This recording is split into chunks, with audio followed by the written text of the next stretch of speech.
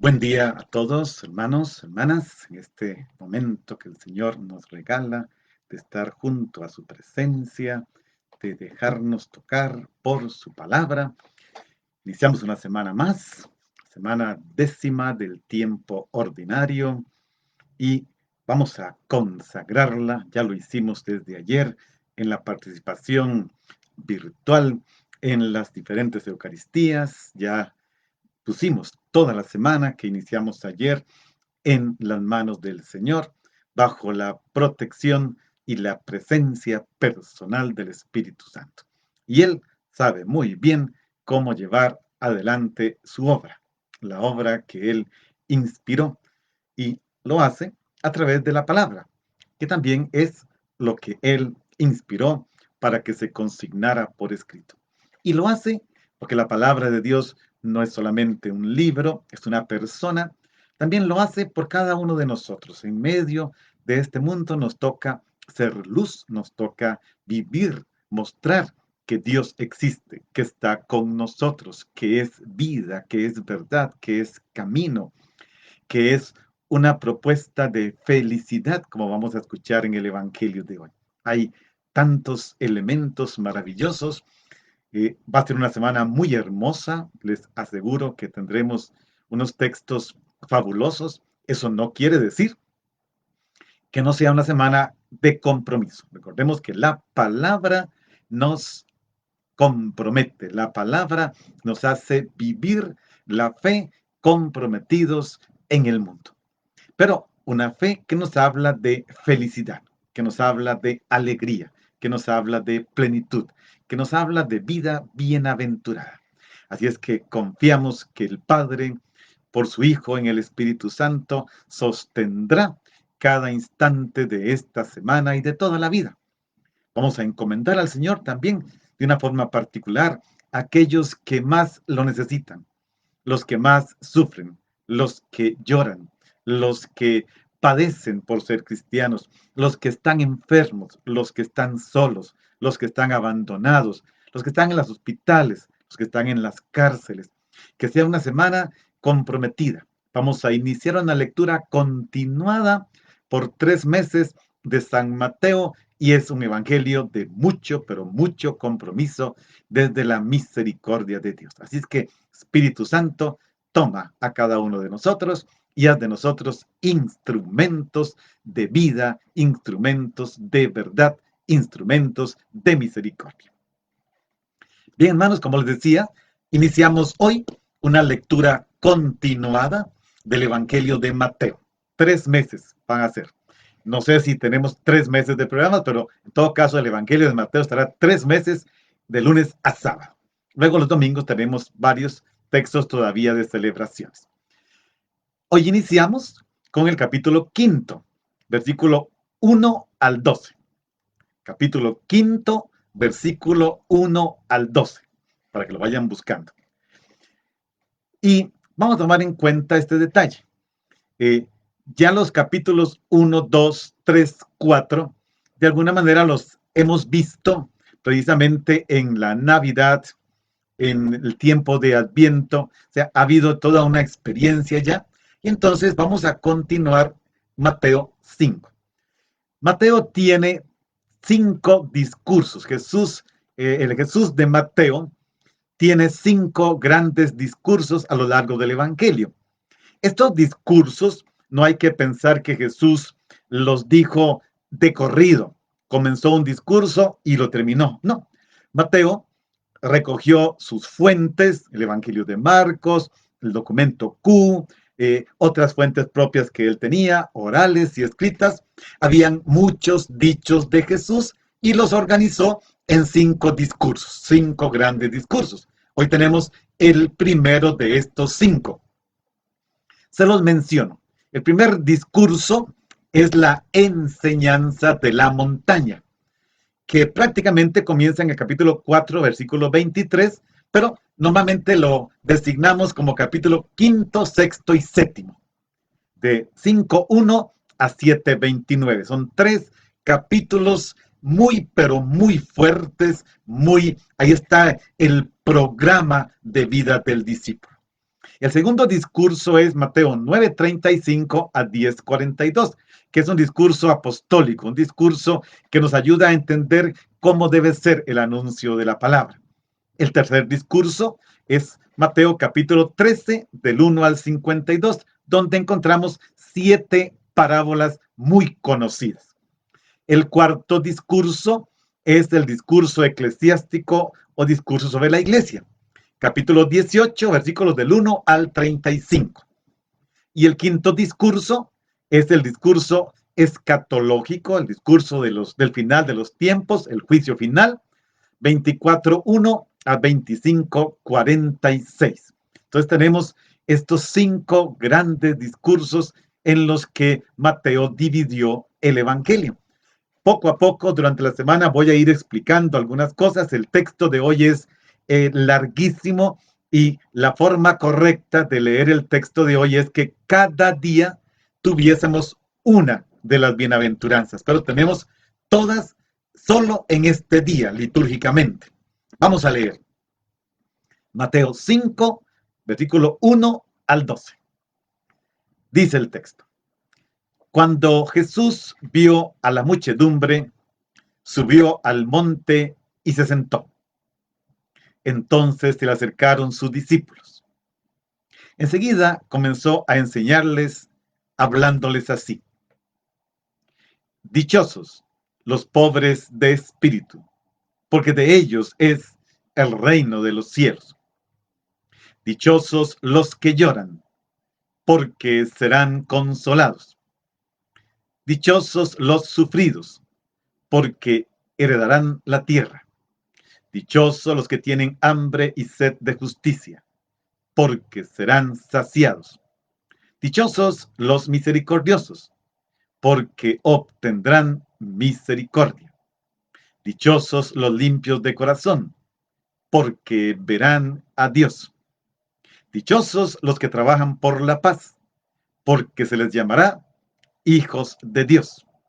Dichosos los perseguidos por causa de la justicia, porque de ellos es el reino de los cielos. Dichosos serán ustedes cuando los injurien, los persigan y digan cosas falsas de ustedes por causa mía. Alégrense y salten de contento, porque su premio será grande en los cielos, puesto que de la misma manera persiguieron a los profetas que vivieron antes que ustedes. Este texto es uno de los textos bellísimos que la iglesia conoce. Hermanos, sobre este texto, capítulo 5, 6 y 7 de Mateo, pero concretamente, estos primeros 12 versículos del capítulo 5, hay tratados, hay tesis de todo tipo, hay muchos libros. No esperen que solucionemos todo lo que aquí dice, ni que abarquemos todo el texto, pero lo que vamos a abarcar será suficiente para entender lo que no abarquemos. De todas maneras, toda esta semana estaremos dentro de este capítulo. Eso nos va a ayudar a ir aclarando muchos elementos. Entonces, vamos a ir poco a poco a lo largo de los días haciendo referencia a estas bienaventuranzas. Decía, están los 5 grandes discursos que Mateo redactó y pone en labios de Jesús. Mañana vamos a ver cómo está dividido el capítulo 5, 6 y 7, para que cada día veamos un poquito y no se nos vaya todo el rato en explicaciones. Entremos al texto. Vamos al versículo 1 del capítulo 5. El texto dice: viendo las multitudes o al ver las multitudes. Lo primero que encontramos en este versículo 1 del capítulo 5 es el verbo ver. Dice que Jesús miró una gran multitud, una muchedumbre de personas. Normalmente en los evangelios, y Mateo no es la excepción, cuando se dice que Jesús ve o mira, lo hace de una forma muy hermosa. Uno podría decir, lo hace con amor. Pero Mateo, al igual que Marcos, que es la fuente, Mateo escribió el evangelio teniendo el de Marcos de fondo, es la base que Mateo tiene, el Evangelio de Marcos, y luego un documento que se llama Documento Q, que es una serie de dichos sobre Jesús sin contexto, que es muy valioso. Entonces, Mateo, siguiendo a Marcos, que es el origen de su Evangelio, cuando habla de la mirada de Jesús, dice que Jesús ve y se conmueve, ve y se estremece entrañablemente. Ese verbo que siempre me gusta resaltar, en griego, splanknizomai, que es conmoverse entrañablemente. Splagma significa entrañas. En capítulo 9, versículo 36, dice que se estremece entrañablemente de la multitud maltratada y abatida como ovejas sin pastor. Otro ejemplo, en 14:14, Jesús se había montado en la barca, se fueron al otro lado del lago, desembarcaron, ve nuevamente la multitud y otra vez Planknitzomai, se estremece entrañablemente, sanó a los enfermos y a esta multitud grandísima le da de comer. Este es Jesús, el Jesús que entra en contacto con la persona, un contacto directo, y el contacto directo comienza por la mirada. A alguien se le mira con amor. Y aquí posiblemente en este mismo lugar, aunque no usa este verbo, es también una mirada compasiva. De hecho, las bienaventuranzas están muy marcadas por la experiencia de la compasión. Jesús viendo las muchedumbres. Es un participio, viendo, estaba viendo y seguía viendo a esta muchedumbre. ¿Qué hizo? Subió al monte, a la montaña, y se sentó sobre el monte. Hay que pensar, no hay que pensar en ninguna gran montaña, ya decía otro día, en Israel, en esa zona no hay grandes montañas. Es una montañita donde Jesús subió, posiblemente muy cerquita de allí, y en todo caso había que subir. Aquí lo importante es que la montaña tiene valor simbólico, porque se relaciona con la revelación de Dios a Moisés cuando le pide que suba a el monte Sinaí, al Horeb. Cada uno encontrará muchos nombres, sobre todo las narraciones de Éxodo 19 y Deuteronomio 9, aunque hay otras veces que Moisés sube. Ayer escuchamos en la primera lectura precisamente cómo Moisés sube a la montaña y tiene este encuentro maravilloso con Dios que se queda con él. Entonces, Moisés subió a la montaña y Dios le dio la ley, los 10 mandamientos. Moisés va, escucha los mandamientos de Dios que revelaba al pueblo de Israel que se estaba conformando cómo vivir según la voluntad de Dios. Aquí la diferencia es que Jesús nuevamente sube a la montaña, porque para Mateo Jesús es el nuevo Moisés, pero Jesús va no a escuchar la ley de Dios, sino a pronunciar una enseñanza. Por eso vean que le cambié el nombre. Normalmente se conoce este discurso como Sermón de la Montaña. Pero si nos atenemos a las palabras que están allí, Jesús comenzó a enseñar. No es un sermón, además de que la palabra sermón en las generaciones que tienen más de 40 años, sobre todo 50, 60, 70, tiene una cierta connotación negativa porque eran los sermones que se hacían en la Eucaristía, que a veces eran inclusive muy moralistas, algunos hasta muy condenatorios. Entonces la palabra sermón de todas maneras no va, porque dice que Jesús comenzó a enseñar. Entonces la forma correcta es la enseñanza de la montaña. Jesús sube no a escuchar, sino a proclamar, a anunciar la enseñanza acerca del querer de Dios, del proyecto de Dios. Y va más allá de los mandamientos. Vamos a ver en estos días cómo Jesús va a ir cuestionando algunas cosas que se decían como mandamientos de Dios, que inclusive eran mandamiento de Dios, otras, pero permitidas por Dios debido a la dureza del corazón. Recordemos el texto de ayer, que le dice Moisés: ven con nosotros, es un pueblo de cabeza dura y pecador, pero ven con nosotros. Aquí la palabra en Mateo, la palabra de Jesús es la palabra que se cumple, lo vamos a ver en estos días. Tengo que decir un montón de cosas porque las bienaventuranzas solo se entienden en el contexto de los 3 capítulos y de todo el Evangelio. Así que avanzo y no avanzo. Bueno, Jesús es, en todo caso, más que Moisés. Nos cuenta, nos narra, nos enseña el querer de Dios. Pero ¿qué pasó? Jesús ve la multitud, sube a la montaña y luego hay un detalle que a mí me gusta remarcar. Se acercaron o aproximaron a él sus discípulos. Esto no es una frase puesta allí porque sí. No, no, no. Se le acercaron, se aproximaron. Mateo utiliza este acercamiento de los discípulos a Jesús con bastante frecuencia. Son más de 50 veces que Mateo usa esta expresión de los discípulos que se acercan a Jesús. Esta es la primera vez que se menciona a los discípulos que fueron llamados en Mateo 4, 18, 22. Jesús los llamó y ahora ellos se acercan y hay que pensar, está la multitud, ciertamente está, pero la enseñanza pareciera que es para los discípulos. Se acercaron y él, abriendo la boca, comenzó a enseñar. Aquí hay un detalle interesante. Si este grupo de los discípulos son los que con Jesús serán los protagonistas del Evangelio, siempre subordinados a él, el verbo que utiliza Mateo para se acercaron tiene una reminiscencia cultural. Proserkomai es una forma de acercamiento a Dios cultural, de adoración. Y mediante esta aplicación frecuente en Mateo a Jesús, Mateo nos quiere transferir esta connotación cultural. Los discípulos subieron donde Jesús estaba, se acercaron a él como si fuera una realidad sagrada. Aquí otra vez se ve el paralelismo entre Moisés que sube, Dios que baja, pero ahí está solo Moisés. Los que van con él se quedan atrás.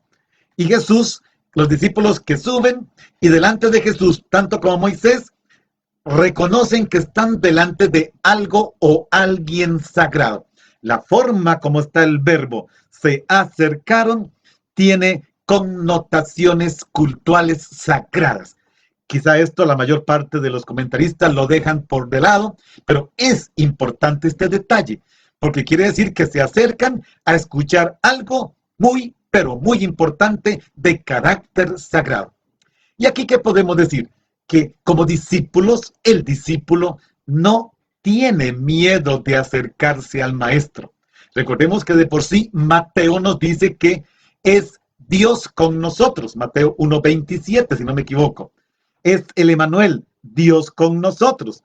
Y Mateo, este es el capítulo 1. Y Mateo termina su evangelio, Mateo 28:20. Yo les aseguro que estaré siempre con ustedes. O sea, Mateo es, y esto lo vamos a repetir en estos próximos meses, todos los días, Mateo es el evangelio del Dios con nosotros. Entonces no hay que tener miedo de acercarse al Dios con nosotros, a Jesús, al maestro que abre la boca para enseñar. Precisamente porque las bienaventuranzas suponen el desapego. Hay que distanciarse de un cierto tipo de mentalidad, hábitos y lógica.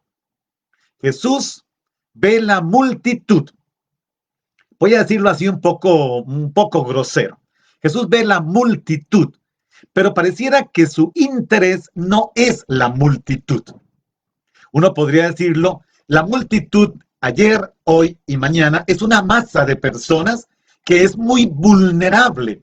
Basta que dentro de ella aparezca un líder que predique lo contrario y la multitud se va detrás de este otro líder. A Jesús no le interesa este tipo de personas. Jesús de entre la multitud ya había sacado 12. Estos 12 ahora van a ser instruidos por Jesús. Veremos en Mateo que Jesús continúa instruyendo a los discípulos. Jesús los saca de la multitud, los toma aparte, se acercaron con este matiz cultural sagrado y casi que le dice al oído, ¿quieres oír una palabra distinta? ¿Deseas experimentar en tu vida una felicidad distinta? ¿Quieres intentar ponerte a buscar la felicidad en un terreno, en un ámbito inexplorado, en donde nadie se ha arriesgado a buscarla? Es la propuesta de Jesús. Las bienaventuranzas no son para cualquiera, son para todos, ciertamente, pero es para aquel que decide vivir bajo otro concepto de felicidad. Otro concepto. Porque las bienaventuranzas son de por sí una locura. Bienaventurados los pobres, los que lloran, los que sufren, etc. ¿Quién dice que esos son felices? Jesús.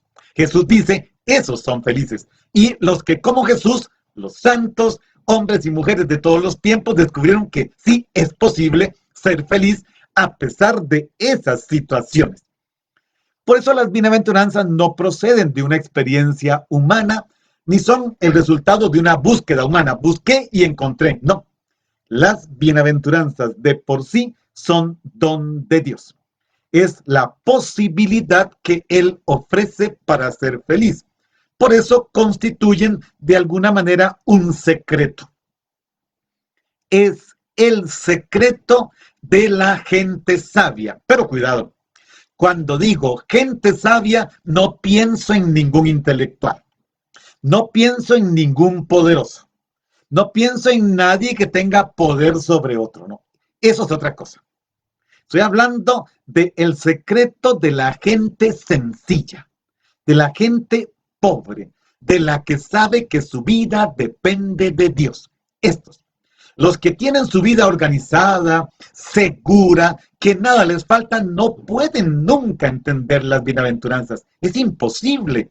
Solo el totalmente desprendido que sabe que depende de la benevolencia de Dios, este las puede entender, porque es el secreto de la felicidad de Dios y desde el punto de vista de Dios. Esto es lo maravilloso. No es que yo descubrí que este es el secreto de la felicidad. No, es que Dios me dice, este es el secreto de la felicidad y me lo dice desde su perspectiva. Es esto. Las bienaventuranzas no son un mensaje para los instalados en el bienestar, hoy diríamos en el confort o en la zona de confort, en el éxito. No se dirigen a la gente satisfecha, mucho menos a la satisfecha de sí misma, que cree que ya tiene a Dios encapsulado en su cajoncito, como si fuera el sagrario. No. Dios, recordemos, le había dicho a Abraham, camina en mi presencia. Génesis 17:1. Eso.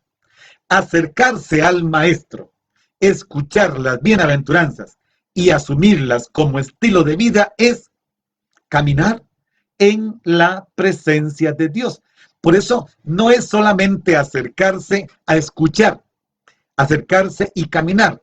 Es que hay que tener este espíritu, esta disponibilidad para intentar la aventura de la felicidad, para convertirse en lugar.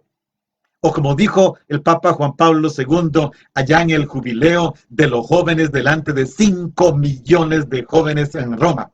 Muchachos, entren al laboratorio de la fe, al laboratorio de Dios, donde se realiza el experimento de la felicidad. Esta es la invitación. Vamos al versículo 2.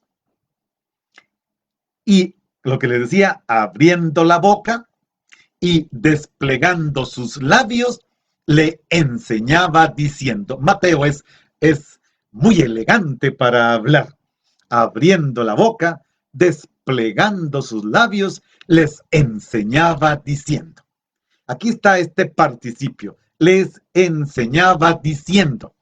Pero es curioso, el verbo tal como está es una acción realizada en el pasado. Jesús les enseñaba, pero que no ha terminado. Es una acción continua. Jesús estaba diciendo en aquel momento y sigue diciendo. Es algo que no se detiene. La enseñanza de Jesús, la instrucción de Jesús es continua. a todos aquellos que se dejan instruir, que se acercan como adelante de un ser sagrado y se dejan instruir y enseñar por él. ¿Por qué? Porque lo esencial del discípulo, además de seguir a Jesús, caminar en su presencia, es aprender. Toda la vida aprendiendo. Dejarse instruir por Jesús cada día. Y se van a dar cuenta, hermanos, los que piensan que ya tienen la instrucción de Jesús, porque hay gente que piensa que ya sabe todo. Te estás muriendo. Estás en tu última media hora y estás aprendiendo a Dios, descubriendo algo que no sabías en 70, 80, 90 o 100 años. En ese momento estás aprendiendo a Dios como nunca te lo pudiste haber imaginado. Ahora es el momento de aprender decididamente a soltar este mundo y decir como Jesús, en tus manos encomiendo mi espíritu. Ahí, en ese último momento, sigues aprendiendo. Es que ser discípulo es aprender, aprender, aprender. ¿Cuándo? Día a día, hasta el último suspiro de tu vida, cuando aprenderás a despojarte de todo. Definitivamente. Eso es ser discípulo. Esa es la característica de los verdaderos discípulos. Se acercan al maestro para escucharle y dejarse instruir. Y luego de esto, vivir como él enseñó. Ahora vamos a hacer una cosa, hermanos. Vamos a fijarnos en las bienaventuranzas. Pero tengo que hacer una amplia introducción. Ya les dije, con lo que voy a decir, nos va a servir para entender el resto de las bienaventuranzas. No se desesperen, el Padre no comienza a comentar las bienaventuranzas. Es que no hace falta que las comente, si lo vamos a hacer, alguna. Es que vamos a decir todo lo necesario para que ustedes tengan un bagaje de cómo leerlas y entenderlas, ya que tenemos solo una hora para algo que lleva 2000 años de causar impacto en los cristianos sencillos. Todas las bienaventuranzas, quien dice que son 8, quien dice que son 9, algún libro dice que son 8, en otro 9, en todo caso, en Mateo del 1 al 12 del capítulo 5 aparece 9 veces la palabra Macarios, que significa eso, feliz, bienaventurado, dichoso. Todas las bienaventuranzas, las 8, por lo menos las 8 primeras, tienen la misma estructura. Nos dice bienaventurados, siempre lo mismo. La palabra bienaventurados, que se puede traducir por felices, dichosos o bienaventurados. Luego nos dice quiénes. Los pobres de espíritu, los mansos, los afligidos, los que tienen hambre y sed de justicia, los misericordiosos, los de limpio corazón, los que trabajan por la paz, los perseguidos por razón de la justicia y los injuriados y perseguidos. Bienaventurados los que, dice quiénes y por qué. Pobres de espíritu, porque el reino de los cielos es de ellos. Mansos, porque heredarán la tierra. Afligidos, porque serán consolados. Hambre y sed de justicia, porque serán saciados. Misericordiosos, porque alcanzarán misericordia, etc. Bienaventurados, ¿quiénes y por qué? Todas están estructuradas de esta manera, excepto la novena, pues algunos dicen que son 8, pero la palabra aparece 9 veces. En todo caso, la palabra griega aparece 9 veces, o en cada una de las 8 más una bienaventuranzas. Introducen cada bienaventuranza. Este adjetivo, dichosos, felices, bienaventurados, aparece 50 veces en el Nuevo Testamento. Se traduce como dichoso, feliz, bienaventurado, inclusive podría uno decir bendito, aunque la palabra bendito en griego es otra, pero tiene el sentido de bendito. La palabra hebrea que traducimos por bienaventurados, la palabra ashrei, tiene su raíz en ashur, una palabra que significa un paso. Y ashar quiere decir progresar, avanzar. Vea que entonces, ¿qué es ser bienaventurado? Dar un paso y avanzar en esta dirección. Por eso las bienaventuranzas no son para escuchar y decir, ay, qué bonito, qué rico, soy feliz. No, es acercarse devota y sagradamente, escuchar, dar un paso y avanzar en esa dirección. ¿Ven? Es un compromiso. No es para decir, bienaventurados los pobres, soy pobre, qué dichoso soy amado de Dios. No, tienes que dar el paso y avanzar en ese camino de llegar a ser pobre en el espíritu, de llegar a ser humilde, de llegar a ser misericordioso, de llegar a ser, etc. Se trata de eso.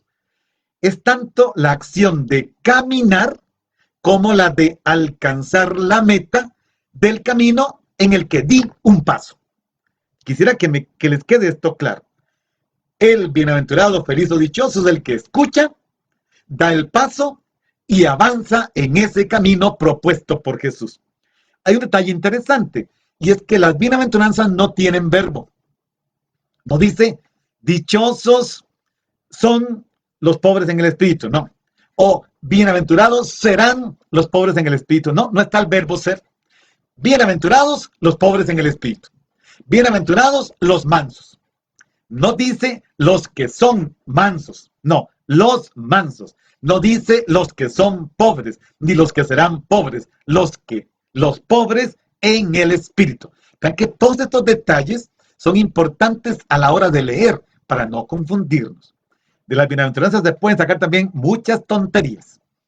Ahora bien, dice Jesús en algunas que se trata del reino de Dios.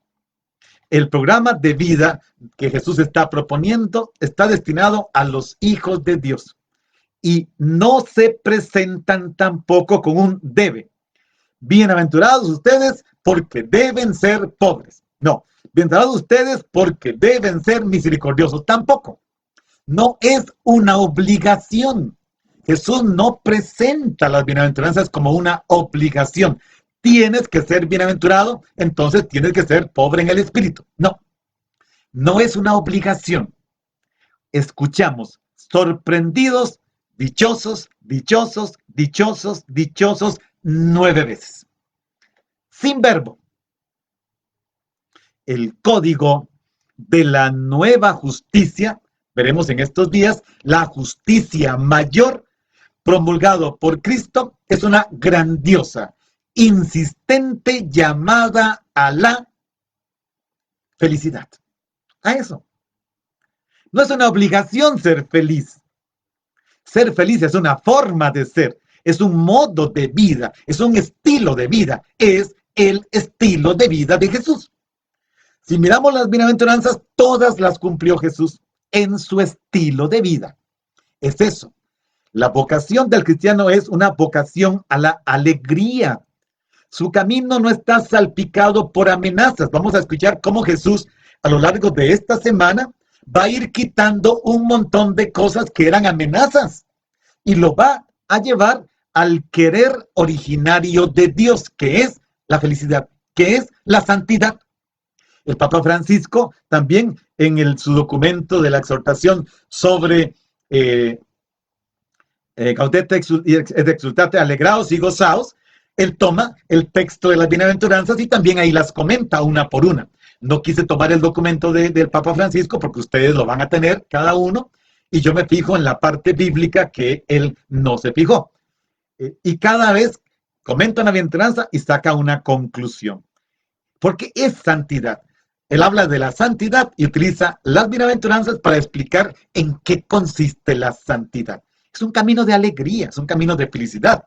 El camino no está, como decía, marcado por amenazas aquí, amenazas allá. Usted camina 10 metros y amenaza. Si pasa esta amenaza, camina 10 metros, otra amenaza. No. Su camino, querido hermano, querida hermana, está lleno de repetidos, repito, repetidos ofrecimientos que te motivan a ser feliz, a vivir la felicidad.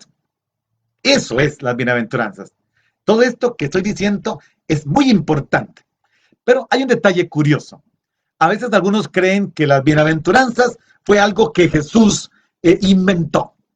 No, Jesús no inventó tantas cosas como a veces algunos dicen. Si uno toma los salmos, en los salmos hay 26 bienaventuranzas y hay 8 en el libro de los proverbios. Se las leo. Salmo 1. Dichoso el hombre que no sigue el consejo de los impíos. Salmo 32. Dichoso el hombre que ve perdonada su culpa. Salmo 32 también. Dichoso el hombre a quien el Señor no le apunta el delito. Salmo 33. Dichosa la nación cuyo Dios es el Señor. Salmo 34. Dichoso el hombre que se acoge a él, al Señor. Salmo 40. Dichoso el hombre que ha puesto su confianza en el Señor. Salmo 41. Dichoso el hombre que socorre al desvalido. Salmo 84. Dichoso el hombre que encuentra en ti, en el Señor, su fuerza. Salmo 89. Dichoso el pueblo que sabe aclamarte al Señor. Salmo 94. Dichoso el hombre al que tú educas. Salmo 112. Dichoso el hombre que teme al Señor. Salmo 119. Dichoso el que procede sin tacha. Salmo 19 otra vez. Dichoso el pueblo que tiene todo esto y cuyo Dios es el Señor. Proverbios 3. Dichoso el hombre que encuentra la sabiduría. Proverbios 8. Dichoso quien sigue mis caminos. Proverbios 8. Dichoso el hombre que me escucha. Proverbios 14. Dichoso el que se apiada de los pobres. Proverbios 16. Dichoso el que confía en el Señor. Proverbios 20. Dichosos sus hijos después de él. Proverbios 28. Dichoso el hombre que se mantiene alerta. Proverbios 29. Dichoso el que observa la ley. Todas estas bienaventuranzas son una maravilla, también ellas. Mateo tiene que haberse inspirado en ellas. Por eso no son una novedad exclusiva del Evangelio, ya que las encontramos también allá. ¿Cuál es la diferencia con las de Mateo? Que las de Mateo están agrupadas en un bloque, en este bloque de la enseñanza de la montaña, aunque por aquí y por allá haya otras. Lucas también las tiene, pero las tiene dispersas. Entonces, hay dos versiones de las bienaventuranzas, Mateo y Lucas. Lucas las tiene dispersas. Lucas tiene una diferencia. Lucas tiene las bienaventuranzas, que son menos que las de la enseñanza de la montaña, y tiene las malaventuranzas. Ay de. Porque dice, dichosos los ay de. Y aquí suena fuerte. Además de que en Mateo se explica por qué. Dichosos, ¿por qué? En el Antiguo Testamento no se da el por qué. Ahora bien, este por qué. ¿Por qué es importante este por qué? Porque tiene una determinada cualidad. Alimenta o lleva consigo una promesa de Dios. Y recordemos que Dios siempre cumple sus promesas. Los que son declarados bienaventurados ya son bienaventurados, aunque esta promesa alcanzará su plenitud en el futuro, cuando se viva en el reino que se promete al que vive las bienaventuranzas. Pero, ¿qué son estas bienaventuranzas? La bienaventuranza se usaba como fórmulas de felicitación. Recuerden en el Evangelio de Lucas que le dice Isabel a María: dichosa tú que has creído, te felicito por haber creído. Eres bienaventurada. Eran fórmulas de felicitación en ciertos momentos o actitudes de piedad, sabiduría, pero también de prosperidad en la Biblia.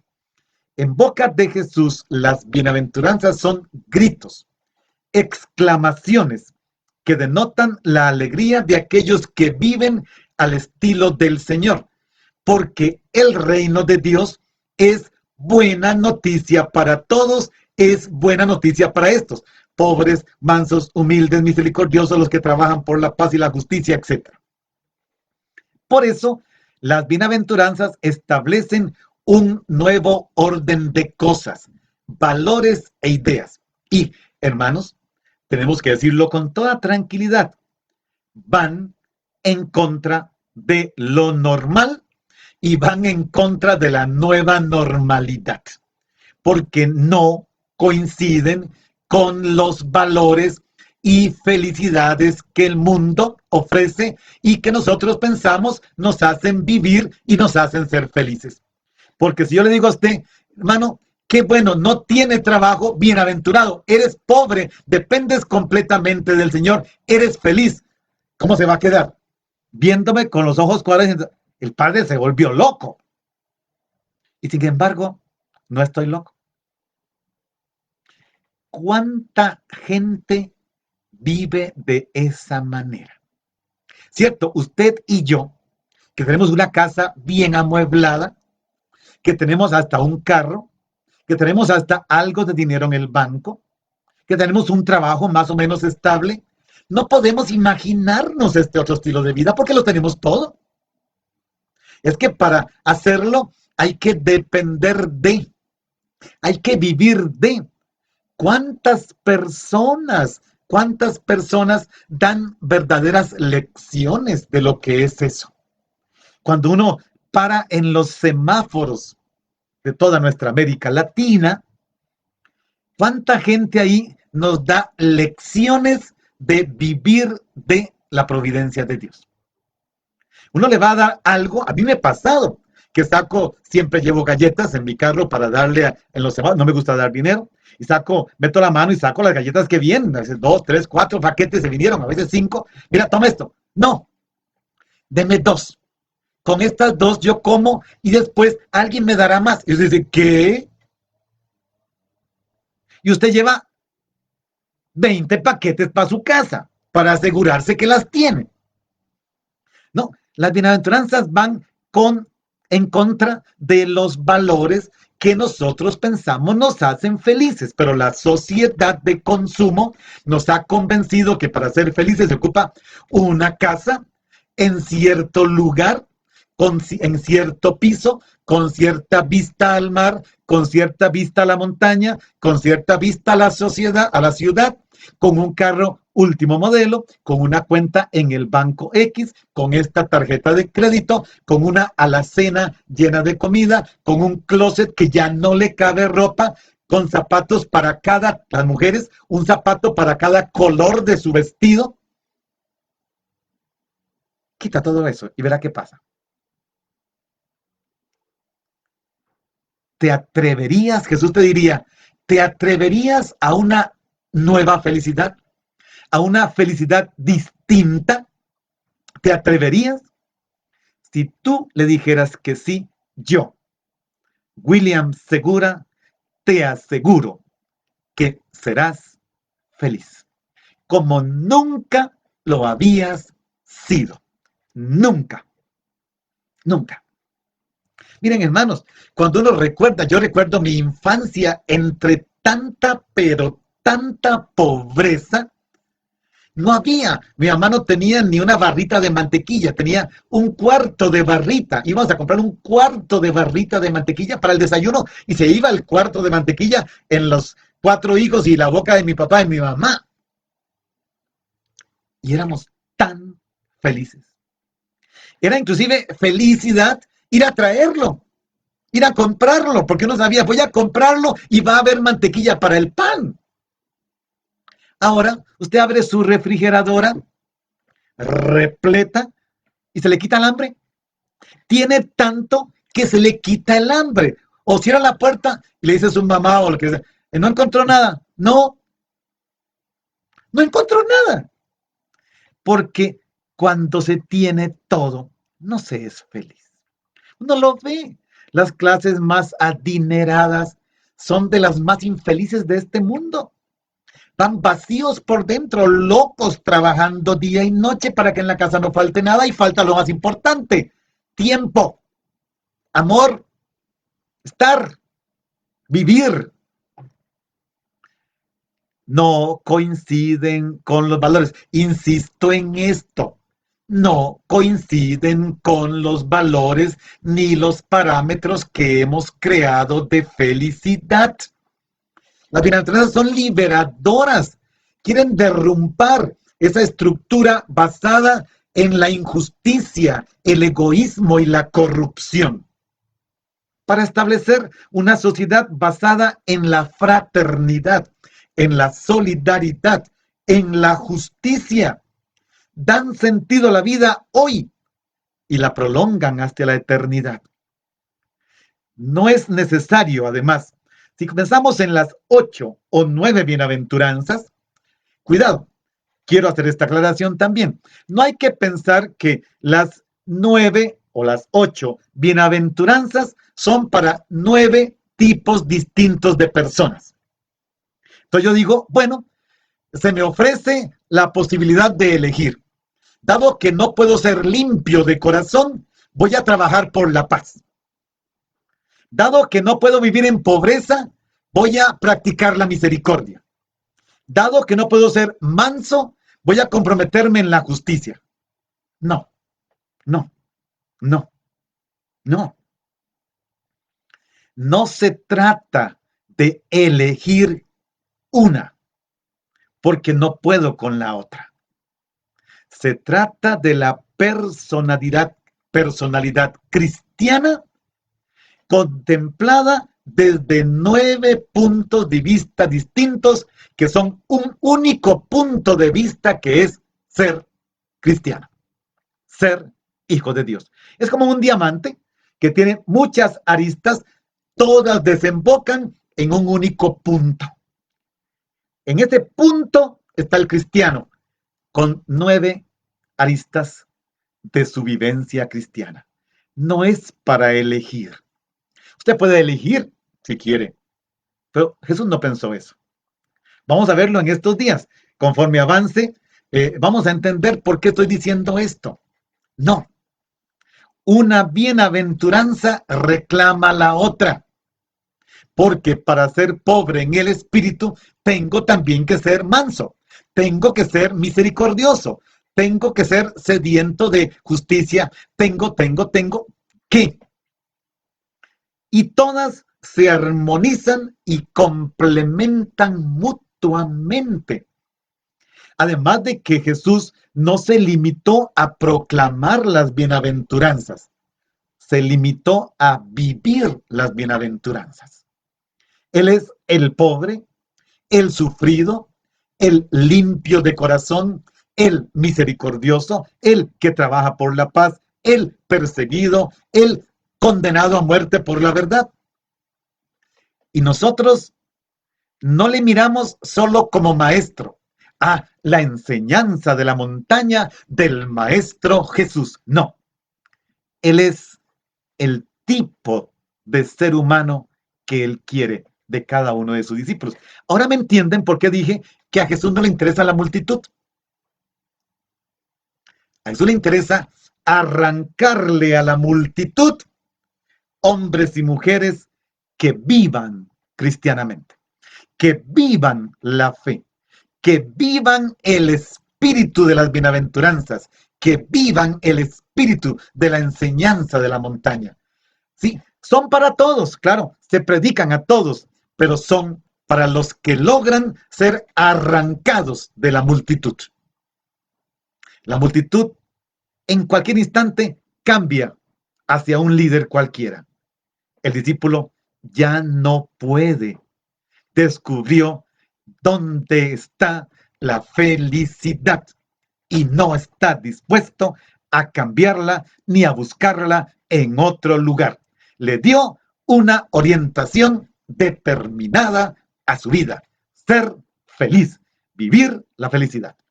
Bien, vamos a la primera, que de por sí es la que el texto litúrgico de hoy plantea en el centro. Ya ven, con todo lo que he dicho, ya ustedes tienen motivos suficientes para leer y tratar de comprender. Dichosos los pobres en el espíritu, porque de ellos es el reino de los cielos. De aquí creo que nos saldremos. Vamos a ver. La palabra que está aquí para pobre, proxos en griego, esta palabra tiene varios significados. Puede significar mendigo, uno que no tiene nada y por lo tanto vive de lo que le dan. Muchos de estos están parados en nuestros semáforos. Algunos todavía más pobres. Se trata de alguien pobre, necesitado, mendigo, pordiosero, indigente, alguien que va más allá del contexto, del concepto de pobre, porque no tiene nada, vive de lo que le dan. Y hermanos, yo quiero contarles, yo no digo, mejor no digo, eh, yo sé lo que es eso. Yo sé lo que es ver a mi mamá con los 4 hijos, dejando la mesa limpia, y no había nada en la tabla donde se podía poner algo cuando había comida, que era una sola tabla, e ir a buscar a ver, decía, a ver quién nos da, y ojalá que nos dé para mañana. Y uno venía tan contento de que sí le dieron, de que sí había que comer. O sea, mi papá estaba bien alcoholizado por 3 o 4 meses. Es que eso causa felicidad. Yo recuerdo eso y mis hermanas recuerdan eso y nos causa felicidad. Nos costó, luchamos y aquí estamos vivos los 4. Hicimos la vida los 4. El día que se murió mi papá, que en paz descanse y que no tengo duda que descansa la paz del Señor, después del funeral nos fuimos a la casa con mi mamá, los 5 allí, nos quedamos solos en la casa y comenzamos a reírnos de lo que papi nos había hecho. Y decíamos, si no hubiera hecho eso, no seríamos lo que somos. También cuando no teníamos por tiempos largos que comer. Y cada día que salíamos, y casi siempre era la hermana de mi mamá o mi abuela, acá también habían otros, la alegría que nos daba de comer. Y luego decía, voy a alistarles una bolsa. Y nos alistaba una bolsa para el día de mañana. Y uno venía feliz con aquella bolsa que le dieron. Usted va al supermercado y compra un montón de cosas y no viene ni feliz porque gastó más de 100,000 colones. No sé si me entienden. Ese es el espíritu que está detrás de las bienaventuranzas. Esta palabra pobre, con el significado que les he dicho, se encuentra 25 veces en los evangelios y la mayoría de las veces designa a los absolutamente pobres, a los que hay que darles limosna para que vivan. Las viudas, los menesterosos, recordemos aquellos a los que Saqueo les da, en el evangelio de Lucas les da la mitad de sus bienes. Lázaro, otra vez en Lucas capítulo 16, Lázaro que está allí en la puerta de aquel rico. ¿Y de qué vivía Lázaro? Esperando que le dieran las migajas. ¿Y dónde fue a dar Lázaro? Al seno de Abraham. ¿Dónde fue a dar el rico? No le pongamos nombre. Es eso. A este tipo de gente se les anuncia solemnemente Jesús abriendo los labios, proclama, ustedes son felices. De ustedes es el reino de los cielos. Aunque Mateo pone pobres en el espíritu. La palabra que está allí hay que traducirlo necesariamente en el espíritu más que de espíritu. Cuando pobres en el espíritu van juntos, estas dos expresiones van juntas, hacen referencia a un grupo que es predilecto, el primer grupo predilecto de Dios en el Antiguo Testamento. Jesús había elegido a los pobres, a las viudas, a los huérfanos y luego, después de Egipto, entran los forasteros. El primer grupo que Dios, el Dios de Abraham, Isaac y Jacob, eligió son los pobres, que en hebreo son los anahuim. Curiosamente, la palabra anahuim en hebreo significa encorvado o el que ha sido encorvado. O sea, los encorvados en el espíritu, los doblegados en el espíritu, los humildes, los de corazón pobre, en contraposición con los orgullosos, los que no son de cabeza dura, como decía el texto de ayer. Se trata de alguien que no tiene nada, despojado de todo, Estos pobres en el espíritu son los que eligen ser pobres, eligen ser encorvados interiormente porque no se creen mejores que nadie. El que no se cree mejor que nadie no parece que se tragó una caña de bambú y queda así, erecto completamente, como decía mi tío, parece que se tragó una caña de bambú, no bajaba ni la cabeza. No, el pobre, ante estos que se colocan que parece que se tragaron una caña de bambú, se doblega, porque sabe que el reino de Dios es de los que se encorvan, porque prefieren no humillar, no ofender, prefieren ser mansos, prefieren ser misericordiosos, prefieren orar por este para que se le tuerza la caña que se tragó. Sin embargo, más que, y hay que decirlo, más que una pobreza referente a la indigencia material o carencia de bienes, también la bienaventuranza alude al humilde, al que se vacía de sí mismo, al que se siente totalmente necesitado de Dios, al que pone su confianza en Dios y en nada más y en nadie más. En nada y en nadie. No pone la confianza, la esperanza en ninguna cosa material, pero tampoco en ninguna persona. Se abandona a Dios. Su corazón no está concentrado en lo material. Está vacío. Sabe que lo único que cuenta es con la providencia de Dios. Sabe que lo único que le llena es la providencia de Dios. Por eso se sabe absolutamente dependiente de Dios. Absolutamente dependiente de Dios. Y estos son los predilectos de Dios. Por eso Jesús dice, de ellos es el reino de los cielos. Porque de ellos es el reino de los cielos. Esta bienaventuranza y la última, la que son perseguidos por causa de la justicia, tienen la misma. Estos dos grupos son porque de ellos es el reino de los cielos. Y curiosamente está conjugada en presente. O sea, una promesa que ya se realiza.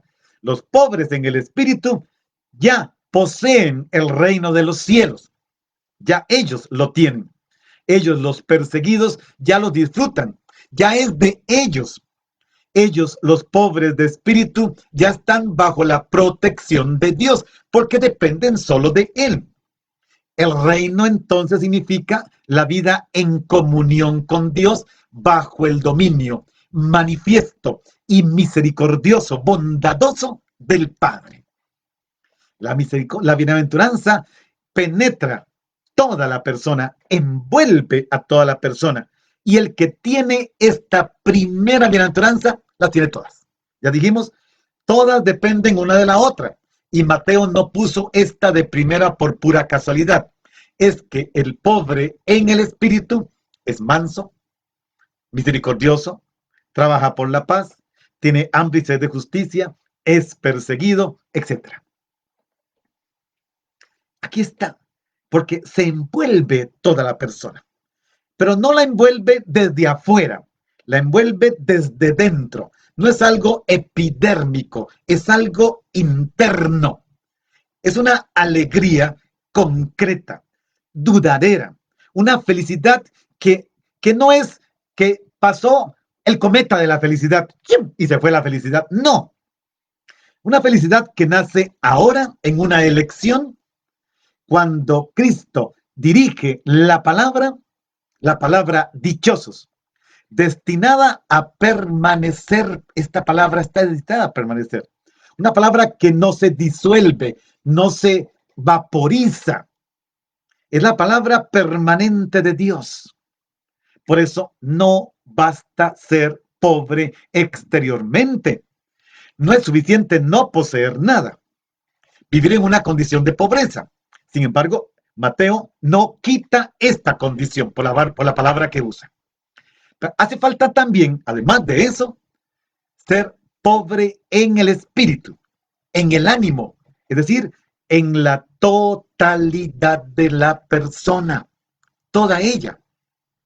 Rápidamente les digo las palabras de las que siguen. Dichosos los afligidos, los que viven afligidos. ¿Por qué?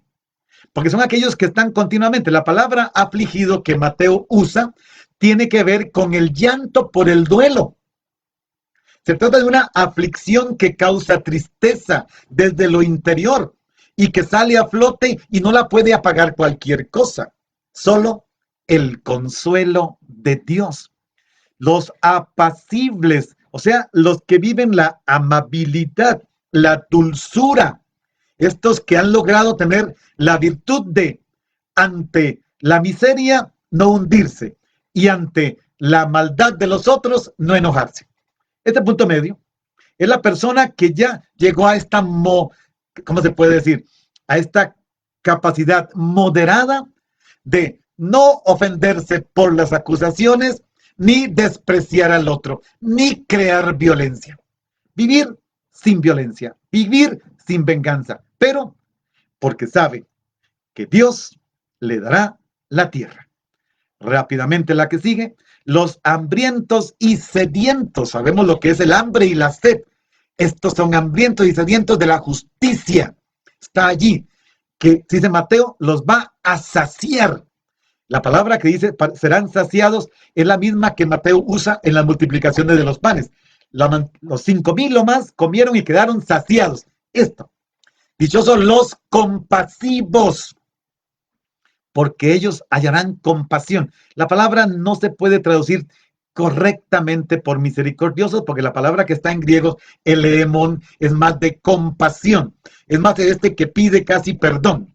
Va en esa línea. Ellos hallarán compasión. Los limpios de corazón, porque verán a Dios, porque entrarán en comunión con Dios, etc. Los pacificadores, los que trabajan por la paz, porque ellos serán hijos de Dios. Los perseguidos por causa de la justicia, de ellos es el reino de los cielos. Bien, hermanos, cada una de estas bienaventuranzas, su mensaje resulta hoy urgente, de gran actualidad. Nos invita, en cuanto creyentes y discípulos de Jesús, a que no permanezcamos indiferentes ante el mundo y sus problemas, que asumamos un nuevo estilo de vida ante los nuevos desafíos pandémicos, una nueva responsabilidad en la relación con otras personas, con la naturaleza, consigo mismos y con Dios, para celebrar la felicidad, celebrar el reino de los cielos. Una oración, hermanos. Señor de la vida y la felicidad, que el mensaje de las bienaventuranzas nos interpele, nos inspire y nos conduzca a proclamar y a vivirlo diariamente, con valentía y gozo, que vivamos los valores del Evangelio, su justicia, para participar con esperanza en la construcción de la auténtica alegría de la libertad de los hijos de Dios que han optado por vivir la felicidad, el espíritu de las bienaventuranzas. Amén. Bien, hermanos, no se preocupen. Toda esta semana vamos a seguir hablando. Ay, padre, no termino. No, nunca termino de por sí. Esta semana tenemos 3 meses el Evangelio de Mateo y siempre haremos referencia a este punto de partida de las bienaventuranzas. Así que iremos viendo poco a poco cada una en los diferentes contextos que van a ir apareciendo. Nos vemos mañana, si Dios quiere, a las 10 de la mañana. Entremos con ganas a esta enseñanza de la montaña, léanla anticipadamente, vívanla, anunciémosla, transparentémosla y que nos bendiga el Padre, el Hijo y el Espíritu Santo. Mañana a las 10 nos encontramos.